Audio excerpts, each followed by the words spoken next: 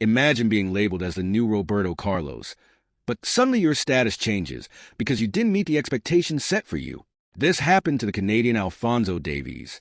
Davies emerged as a strong prospect at Bayern Munich, largely due to his incredible performance during that dominant Bayern team, shattering every paradigm. But before continuing the video, don't forget to like and subscribe. This is super important for the channel, so give it a like and let's go. Continuing, it's that thing, right? He was simply compared to the best left back in the history of football, and let's be honest, Davies did have some good seasons at Bayern Munich, but nothing as extraordinary as people make it out to be. I'll clarify right away that this was mostly due to his long recovery from COVID, which obviously affected his performance on the field, as he was out for almost 6 months. That man can affect any football player. But of course, he could have returned to his prime. But that didn't happen, and he continued being one of those players that fit into the category of overrated and only had one standout season. Sure, every now and then, he still scores some amazing goals. Yes, he still has that explosiveness he once had, but it's not like before. The biggest absurdity of Alphonso Davies' career was being compared to Roberto Carlos. Davies is indeed a great left-back, and he is above average. However, today in the world, he is no longer the best left-back. He's good, full stop, but he's not what people think he is. Now, let's talk about the new Sergio Ramos. Yes, I'm referring to De Ligt, the former Bayern Munich player, who now plays for Manchester United. And it's incredible, man, how things keep going downhill for this Dutchman. De Ligt came onto the scene with that great Ajax team under Erik ten Hag, being compared to great legends of the past, and being put on a pedestal far above average. He was a very consistent center-back who defended very well and helped that Ajax team go far in the Champions League, being one of the pillars of the team defensively. But De Ligt's career mistake was going to Juventus, where, to be fair, he played well but wasn't that same Ajax defender, falling short of his potential. Even so, he was named the best defender in Serie A, which was lacking quality defenders at the time, until he moved to Bayern Munich. But in Germany's Bundesliga, friends, at Bayern Munich, this man didn't play well at all.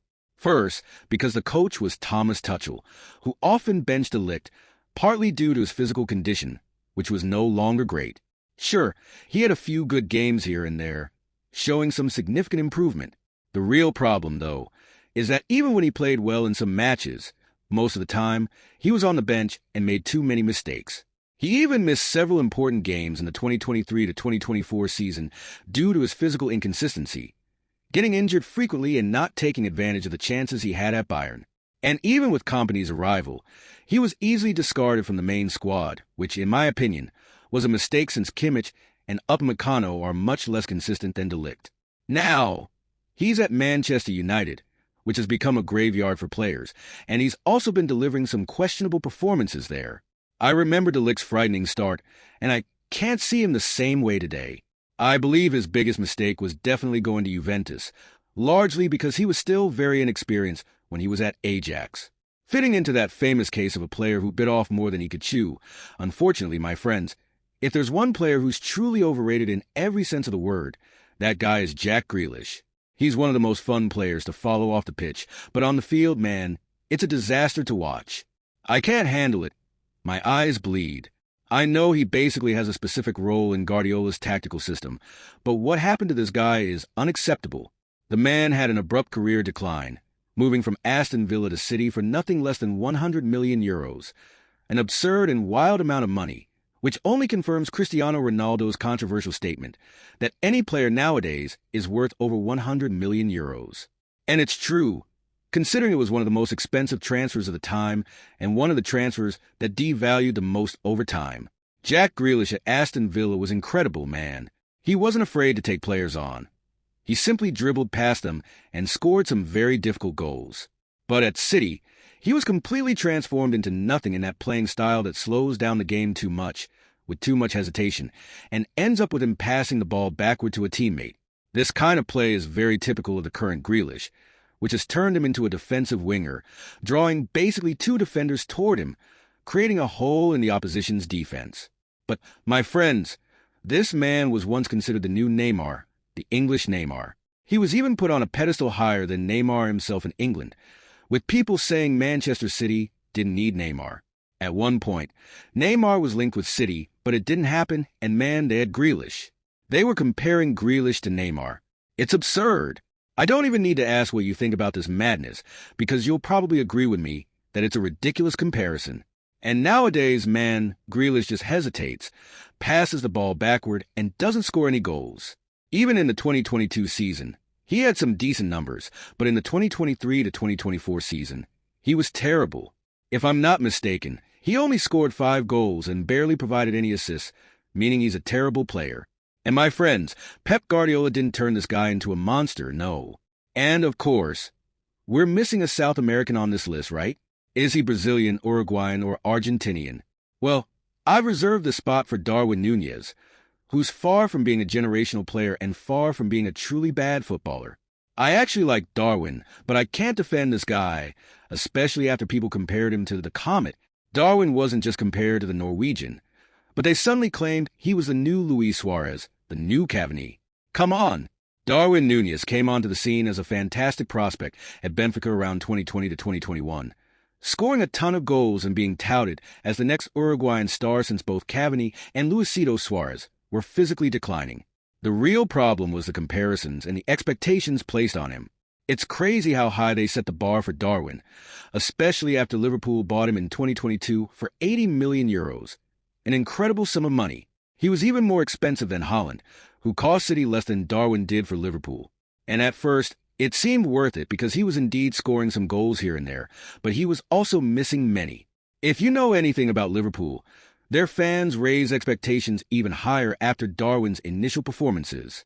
And when Haaland arrived at City, there was a heavy rivalry between the two, with the English media saying Darwin would be better than the Norwegian in the Premier League. This clearly inflated Darwin's confidence, which out of nowhere, absolutely nowhere, led him to start playing badly. And what wasn't going great got even worse, as Darwin Núñez began missing goal after goal. In fact, he missed goals that no other striker could miss, except maybe an amateur.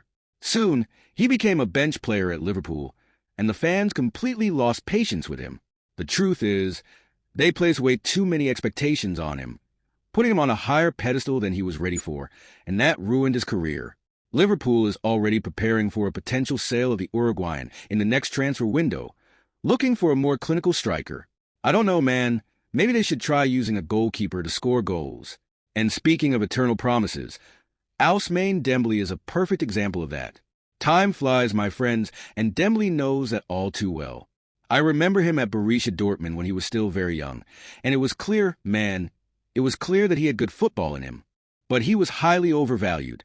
Sure, he played well and was seen as ambidextrous, meaning he could play well with both his right and left foot, which boosted his market value even more, drawing attention from a lot of people. He was hailed as the new Thierry Henry of football. Obviously, this comparison was strange, but okay, everyone knows that didn't happen. The fact is, when Neymar left Barcelona in 2018, the club got a huge amount of money and made a crazy move by spending €100 million on Ousmane Dembele. It was a massive sum, and he surprised everyone by playing absolutely nothing. Exactly.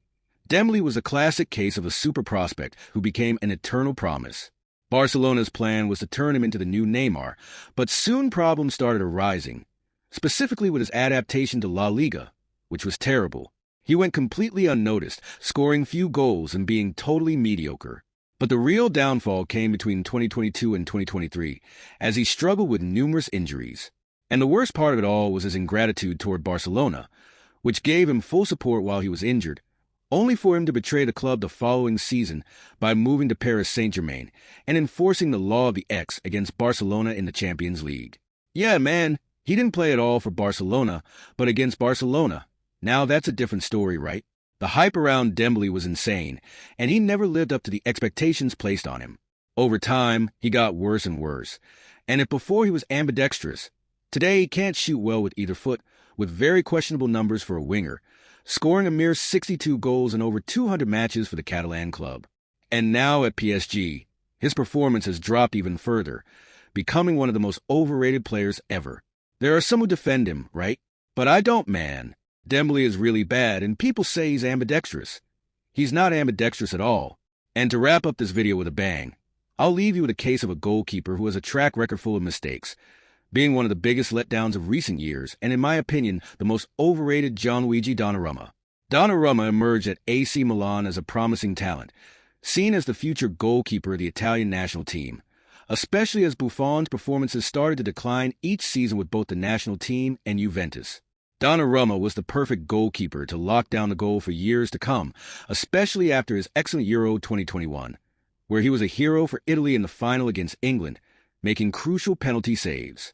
At that point, he was looking more and more like Buffon. After all, they even share the name Gianluigi. Expectations were sky high until he went to the biggest graveyard for players in Europe. And no, I'm not talking about Manchester United, but PSG. Then, you know how it went. Mistakes everywhere, blunders here and there. Let's say he started off okay, but along the way, he started fading quickly. Simple saves became complicated. He made errors in crucial moments, and many people started losing patience with him. The most impressive thing is that his downfall came after joining PSG, with Milan having to find another goalkeeper out of nowhere. He was even called a mercenary by Milan fans, and I don't know if that affected his performance, but it's clear that he's no longer the Donnarumma we once knew. He went from being the new Buffon to an eternal promise as a goalkeeper, and one of the most expensive keepers in history, bought by PSG for 70 million euros, with an additional 5 million in bonuses, an unimaginable amount for a goalkeeper, in my opinion. Don't get me wrong, he's a great goalkeeper, especially due to his height, but in my humble opinion, he was never worth all that money PSG invested, nor the hype surrounding him. All right, my friends, leave your comments below with more examples of overrated players today. In this case, I think we could also mention Kai Havertz and Frenkie de Jong, but they aren't as overrated, so they don't really fit on this list. Still, honorable mentions, right? The truth is, these players are highly overrated and never lived up to the expectations placed on them. Fact is, man, these players were very good. Yes, but today they're overhyped and haven't met the expectations. If you liked this video, don't forget to leave a like, subscribe to the channel, and activate the notification bell so you don't miss the next videos. I'm always here sharing my thoughts about the world of football, and your participation is crucial. A big hug, and see you next time.